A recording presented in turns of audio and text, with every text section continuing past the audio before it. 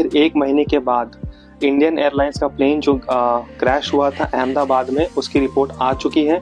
और उस रिपोर्ट में ये बताया जा रहा है कि जब प्लेन 8:08 में टेक ऑफ करती है और टेक ऑफ करने के बाद जब प्लेन 180 नॉट्स पर पहुंचती है तो अचानक से जो प्लेन का फ्यूल स्विच है वो ऑफ हो जाता है। और यहाँ पे ये भी बताया जा रहा है कि जो दोनों पायलट के बीच का जो कन्वर्सेशन है, उस कन्वर्सेशन में ये निकल के आया है कि एक पायलट ये बोलता है कि तुमने फ्यूल स्विच को क्यों ऑफ किया, और दूसरा पायलट ये बोलता है कि मैंने फ्यूल स्विच को ऑफ नहीं किया है। और उसके बाद जो दोनों पायलट हैं वो इमीडिएटली फ्यूल स्विच को ऑन करते हैं कि जो फ्यूल है वो इंजन तक पहुंचे और जो इंजन है वो चलना स्टार्ट कर दे।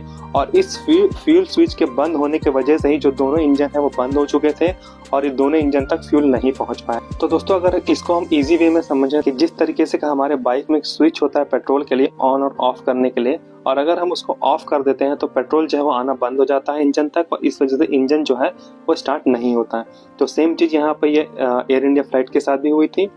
लेकिन दोस्तों, आपको क्या लगता है, ये पायलट्स का फॉल्ट था या कहीं ना कहीं इस रिपोर्ट को मैनिपुलेट किया गया है ताकि जो ब्लेम ना ही बोइंग पर आए और ना ही एयर इंडिया पे आए?